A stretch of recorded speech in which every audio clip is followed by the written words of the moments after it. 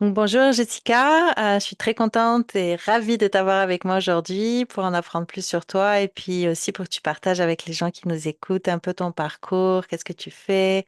Donc voilà, en fait la première question, ça serait parle-moi un peu de toi, de ton parcours, de qu'est-ce que tu fais. Mhm. Premièrement, salut, merci de me recevoir sur ta chaîne. Mon parcours à moi, en fait, est quand même assez simple. Je suis partie en appartement vers l'âge de 17 ans et j'avais qu'une seule orientation possible à ce moment-là. Pour moi, avec l'expérience que j'avais, c'était de m'en aller en comptabilité. Donc, ce que j'ai fait, c'est un DEP en comptabilité. C'est venu créer mon background à travers ça. Puis, à force d'avancer, partir de mon entreprise, mon DEP n'était pas fini, mon entreprise était démarrée, là. Puis, je suis tout de suite partie là-dedans. Puis, ce qui est arrivé, c'est que à la longue, après plusieurs années dans ce domaine-là, il manquait quelque chose. Et c'était trop facile, c'était trop toujours sur le même rythme, la comptabilité pour moi. Donc, ce que j'ai décidé de faire, c'est de chercher un peu qu'est-ce qui m'attirait là-dedans, puis qu'est-ce que je voulais aller chercher à travers tout ça. Donc, c'est de là où un peu les finances personnelles sont ressorties, mais aussi les nombres à travers la numérologie. Donc, j'ai compris qu'il y avait autre chose avec les nombres que de la comptabilité. Puis c'est comme ça que je suis partie dans le domaine des finances personnelles et de la comptabilité, voyons, des nombres. Ok. C'est vraiment quelque chose qui te passionne en fait et puis tu t'es juste en fait t'es allé plus profondément là-dedans et puis qu'est-ce que ça représente? Est-ce que tu peux peut-être nous dire un peu qu'est-ce que c'est la numérologie ou qu'est-ce que ça apporte de plus? Qu'est-ce que ça te donne comme information? Oui, Des bien choses sûr. comme ça. Oui. Euh, j'ai découvert dans la numérologie une façon de pouvoir communiquer avec les gens à ma façon à moi. Donc, pour moi, plus jeune, c'était extrêmement difficile de parler avec les gens, d'avoir confiance en moi. J'étais extrêmement timide. Moi, j'étais la personne qui rentrait dans une boutique, puis si on me saluait, je regardais à terre. Tu sais, Hmm. c'était trop pour moi. Et quand j'ai découvert la numérologie, j'ai compris mes propres nombres. Donc, c'est les trois qui font en sorte que j'étais très timide et tout ça. Puis après ça, on voit le développement à travers tout. Et ça me permet de communiquer avec les gens. Donc, quand je parle avec une personne puis que je comprends déjà en partant sa première lettre de son prénom, ben, je suis capable de connaître un peu plus de sa personnalité. Ses nombres après, par la suite, en calculant, en analysant toutes les lettres, on va voir les domaines, les excès, les karmas et tout ça. Puis ça me permet de pouvoir communiquer avec une personne puis avancer des choses aussi envers elle puis de les comparer avec moi pour alimenter des discussions ou casser la glace, si on veut. Super. En fait, ça t'a ouvert comme un autre monde pour être capable de communiquer. C'est ça, plus aisément, je dirais. Puis, je trouve ça super. Et qu'est-ce que... en fait, oui, tu m'as parlé de ton livre, tu as écrit un livre, donc est-ce que tu peux nous en parler? Oui. Oui, en fait, j'ai écrit un livre qui s'appelle Fréquence financière parce que en 2016, j'ai fait une proposition aux consommateurs. Ça a été super difficile pour moi. Tu sais, je suis comptable, mais je suis pas capable de gérer mon budget. Ça marchait pas. En même temps, ben, j'avais deux enfants sans papa. Donc, mon plus jeune Hmm. garçon est né en début 2016. Et c'est pas vrai, il est né non, oui, en 2016. Mon Dieu, c'est quoi ça date de naissance? Et j'ai un petit mélange. J'ai fait une proposition de consommateur, puis ça m'a comme démoli un petit peu. Puis je pensais qu'avec ça, on m'aurait donné les outils nécessaires pour que ça recommence. Mais finalement, je suis sortie de là, la proposition de consommateur en main, plus de dette, mais pas d'aide non plus. Hmm. Puis après, je me suis rendu compte que, ouais, mais ça fait déjà 100 fois que j'essaie de faire des budgets, puis que j'essaie de trouver des méthodes, puis que je lis des livres, puis tout. Ils sont pertinents, les livres, il y a des méthodes, il y a des choses, puis tout est bon, tout est correct, mais ça ne fitait pas pour moi. Fait que ce que j'ai décidé de faire, c'est de créer ma propre méthode. Fait que, tu sais, je me suis assise, puis j'ai fait beaucoup d'essais, beaucoup d'erreurs. Je me suis recréé d'autres petites dettes à travers ça, dans ces essais-erreurs-là. Et j'ai pu développer ma propre méthode à moi qui ne requiert aucun budget parce que pour moi, c'est beaucoup trop restrictif puis je me sens pas bien là-dedans.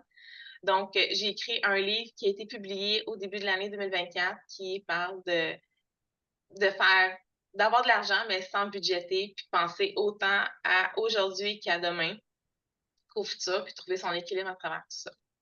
Ah, c'est super. Euh, Vraiment un beau projet. Quels sont les services que tu offres? Est-ce que tu offres ça en fait à tes clientes de les accompagner à gérer leur argent? Puis aussi, est-ce que tu fais à travers la numérologie? Peux-tu peut-être nous en parler un petit peu? Oui, j'ai décidé, ça a été long de me partir en affaires parce que il y avait les finances personnelles, il y avait la numérologie, il y a de la comptabilité aussi. Puis je savais pas quoi faire pour mêler tout ça ensemble. Mhm. Donc, j'ai comme finalement décidé de je vais tout mélanger, puis c'est ma façon à moi, puis les gens vont le prendre ou vont pas le prendre, ça me dérange pas. Donc oui, j'aide les gens avec leurs finances personnelles. On fait du coaching, on développe des choses ensemble, on avance ensemble, puis tu sais, on travaille tout ça ensemble. Puis à travers ça, je vais utiliser la numérologie, même si la cliente, elle n'est pas au courant. Parce qu'il y en a certaines qui sont moins pour ça, puis ça les intéresse moins, ben ça m'empêche Mm. pas de faire un très bon travail de toute façon avec elles. Et il y a d'autres personnes qui sont beaucoup plus ouvertes à ça, puis qui ça les intéresse beaucoup, donc je peux le travailler différemment. Et quand la personne est pas au courant, si on veut, moi, je vais analyser surtout les lettres de son prénom, puis je vais aller chercher ses potentiels, puis ses excès, puis comment qu'elle gère les domaines de vie dans ses noms pour pouvoir diriger mon coaching pour que ça fitte bien avec elle ou encore plus pour la challenger aussi, la sortir de sa zone pour aller casser ses patterns ou Mm. défaire ses excès un peu, puis y retrouver un équilibre là-dedans. Super. Et c'est quoi les genres de problématiques ou que les gens recherchent en fait en venant te voir? À date, les personnes qui viennent me voir, ils ont des objectifs en commun qui me surprennent. Un des objectifs premiers qu'on me dit, c'est ces femmes-là veulent se séparer de leur conjoint. Mhm. Fait que, si je me suis tout le temps attendue, OK, mais mon objectif, c'est de clairer mes dettes ou c'est de mettre de l'argent de côté pour un voyage ou, tu sais, souvent, c'est le pattern un peu auquel on s'attend. Mais finalement, non, les gens, oui, payer les dettes, c'est là-dedans, c'est sûr, mais la séparation est super importante. Puis c'est venu développer un peu le concept d'indépendance financière dans le sens que il y a beaucoup de personnes qui vont refuser ou retarder une séparation à cause de l'argent, puis c'est pas ça qu'on veut. Mais une Mm. personne qui est toujours à l'aise financièrement, que ça va bien, qui est capable de savoir où est-ce qu'elle s'en va, puis qu'est-ce qu'elle va faire là-dedans, elle va être plus à l'aise d'aller chercher son propre bonheur par la suite, puis de pas rester dans quelque chose qui la rend malheureuse. Hmm. C'est vrai qu'on y pense moins, ouais, que d'aller chercher de l'aide. En tout cas, moi, je penserais moins d'aller chercher de l'aide, mais c'est hyper, je veux dire, ça, la personne retrouve son pouvoir en fait, et puis après peut décider à quoi faire une fois que se sent plus confiante par rapport à ses finances. Donc, je trouve Exact. ça vraiment bien, oui. Elle va Euh, pas rester dans une situation qui lui plaît pas juste parce qu'elle a peur de manquer d'argent ou qu'elle a peur de se créer de nouvelles dettes ou parce qu'elle en a trop présentement. hmm. Ouais, je comprends. Et est-ce que tu peux nous parler de tes projets futurs? Qu'est-ce que tu planifies pour le futur? J'ai beaucoup de choses qui s'en viennent présentement. Hmm. Ça fait partie de mes nombres, justement. Il y a trop de choses en même temps.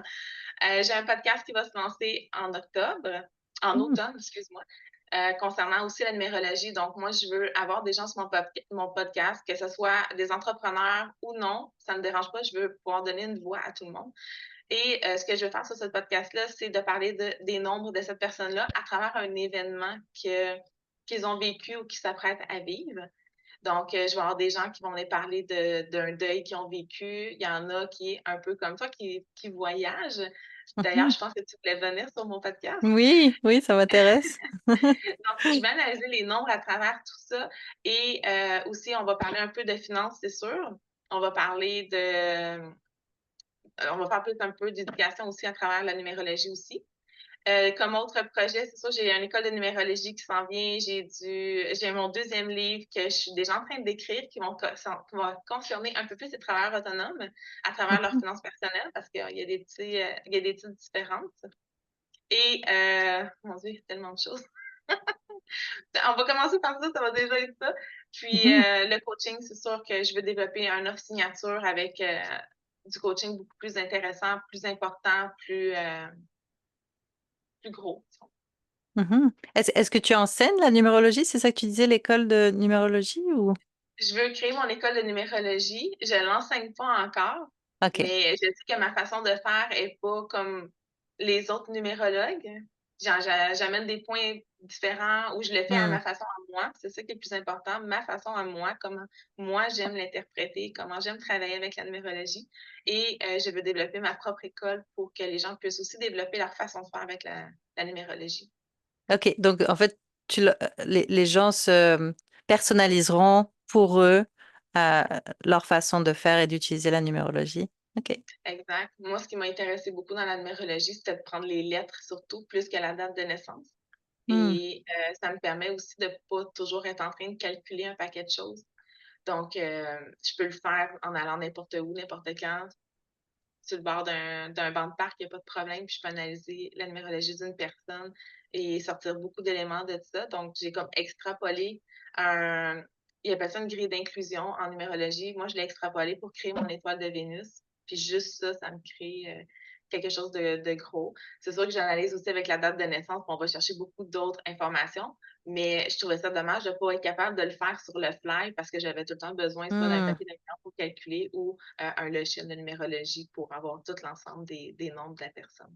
Je comprends. En fait, c'était ma prochaine question, justement, comment tu intègres ça dans ta vie de tous les jours. Mais là, je comprends que tu fais ça vraiment n'importe où, n'importe quand, puis que c'est facile pour toi et que ça te donne énormément d'informations. Pour Ça. une personne, oui, mais comment je l'intègre dans ma vie? Les nombres du jour, pour moi, sont super importants. Donc, je fais un Reels à tous les jours, justement sur ma page Instagram pour en discuter.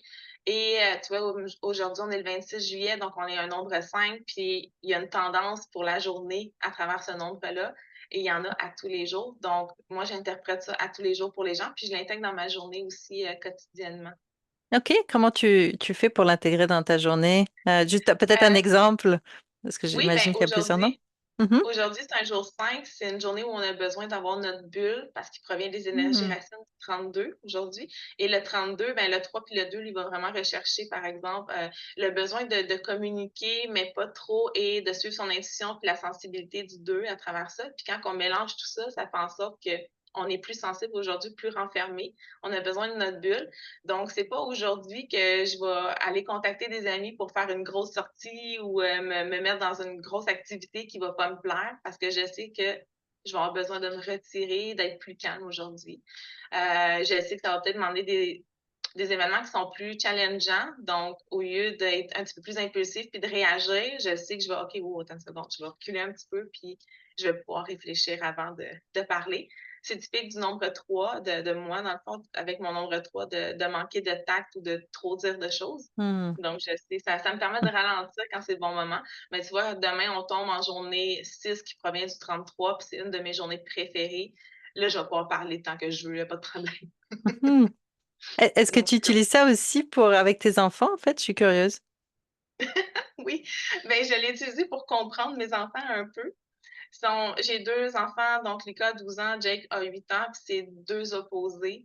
Hmm. Euh, c'est comme si j'avais un nuage puis un soleil, si on veut. Lucas, lui, c'est sûr qu'il rentre dans sa période d'adolescence, mais il y a beaucoup Hmm. de nombres maîtres 11 dans toute sa charte. Et ça m'a permis de découvrir qu'un 11, c'est très difficile à canaliser pour un enfant. C'est des énergies qui sont trop fortes. Donc, Hmm. il me faisait énormément de crises plus jeunes, puis on n'a jamais compris pourquoi. J'ai pu comprendre avec ces nombres-là pourquoi ça faisait ça, puis maintenant, où est-ce que ça s'en va. Puis je sais à quoi il est aspiré à faire, il est aspiré à guider les gens, puis il va le faire à sa façon, c'est correct, mais ça me permet de l'aider à se diriger là-dedans. Donc, Hmm. c'est une personne qui est plus renfermée, qui est plus introvertie, il est gêné, il ne sait pas trouver ses mots. Donc, on travaille fort sur ce niveau-là. Au niveau de mon plus jeune garçon, lui, c'est totalement le contraire. Lui, il se réveille à chaque matin, c'est comme une nouvelle journée dans ma vie, go! Mais il parle énormément aussi et il est extrêmement sociable. Il y a beaucoup de nombres 5, lui, dans sa charte. Mais ça fait en sorte qu'il est tellement social que je ne peux pas le laisser aller au parc tout seul, même encore là, à Hmm. 8 ans. Il ne reviendra pas. C'est Il va parler avec tout le impossible. monde. Mhm. Il va parler de tout le monde, puis il va partir avec quelqu'un, ou il va partir avec un petit garçon, Ah, un petit fille au parc, puis on va-tu jouer chez toi? Oui, il va y aller, puis il va se oh, perdre, puis il ne saura plus où est-ce qu'il est. ouais. Il parle trop. Puis on a beau lui dire, parle aux inconnus. OK. Puis il s'en vient de bord, puis bonjour monsieur. Puis, OK, ça Hmm. marche pas, tu sais. Fait que ça, on Hmm. va travailler fort là-dessus, de le préserver encore un petit peu, vu son âge, puis Mhm. ça va lui servir plus tard. Oui. Ah, bah, je trouve ça génial. Pour conclure, est-ce que tu aurais une pensée, un message à donner aux gens qui nous écoutent? Peu importe ce que vous avez envie de faire dans la vie, faites-le à votre façon. Vous n'êtes pas obligé de suivre la mode de tout ce qui se passe présentement, puis de comment les gens le font, ou quoi que ce soit, mais faites-le à votre façon à vous, puis gardez de la constance aussi. à travers tout ça parce que j'entends souvent des gens qui veulent, par exemple, soit se partir en affaires ou même en dehors de ça, travailler des choses personnelles, mais ils vont pas le faire un petit peu à tous les jours. Puis pourtant, c'est ce qui compte, c'est faire un petit pas à tous les jours, puis ça va t'emmener là où tu veux aller. Donc, la constance et le faire à sa façon. Super, merci pour ce message. Puis ça m'a fait vraiment plaisir d'en connaître plus sur toi et puis on reste connectés de toutes les façons, toutes les deux pour la suite. Oui, bien sûr. Super.